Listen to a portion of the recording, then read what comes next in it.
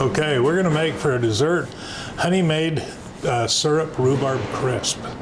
And we have here assembled our ingredients from the recipe.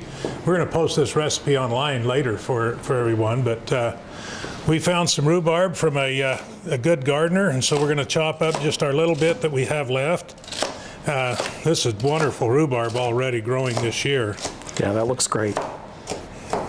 And this rhubarb come in here. The recipe takes about 4 cups, but with these kind of rhubarbs, this kind of crisp, you don't have to be exact. It can be, if you're a little more, a little shy, it's okay. Give our pan a little quick spray. And then, so the rhubarb goes in the pan, and then it's sweetened here with our birch syrup. This birch syrup comes from, what is it, Talkeetna Birch Works, out of Talkeetna. And I can tell you, birch is definitely something that's very much an Alaska-made ingredient. It gives it kind of a nice spin on anything you might use rhubarb for otherwise. And then a little bit of cornstarch to thicken it. Otherwise, it becomes very liquid when we get to the cook stage. Just mix that just a little bit. It's going to mix itself in the baking process. So anyway, it just mixed up.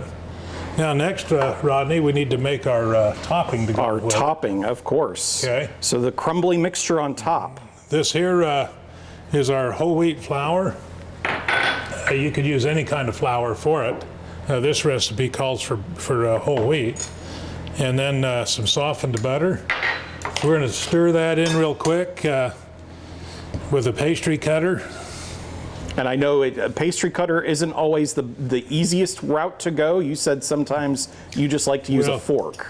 I do, and then as I see this working and not working, I'm going to use the fork. When in doubt, use the tools that work for you.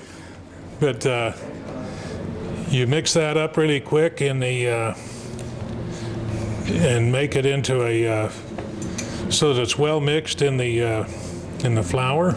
Looks great. And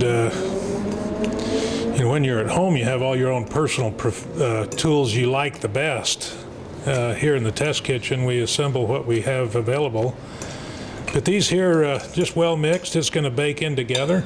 Looks great. Makes me think of biscuits. Mix our oats in, and stir that, and then sweeten it with some honey. And this honey here is from a honey's crusty. Honey is from Krusty's Bees and Berries, and there's honey all over the state. There is valiant people that are raising bees everywhere and selling their honey, and a great way to sweeten any product. Give that a little stir, and then we're going to pour it over our rhubarb. And excellent.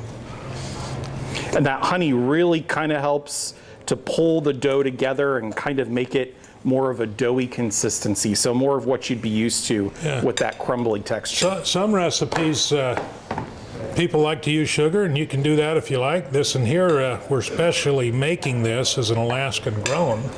So we're using the honey on this time around. Beautiful. So here, then we're just going to push this around in our to top it.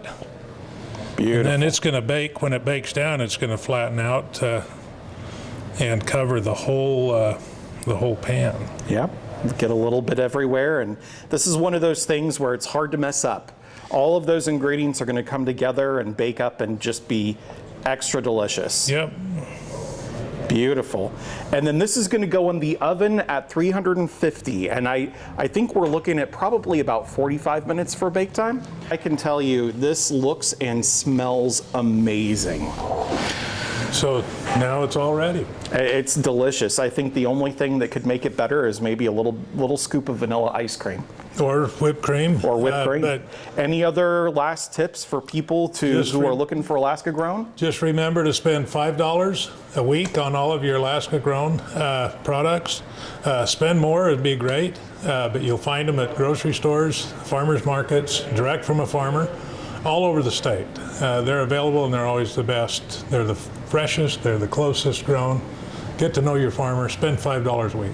Thank you. Thank you.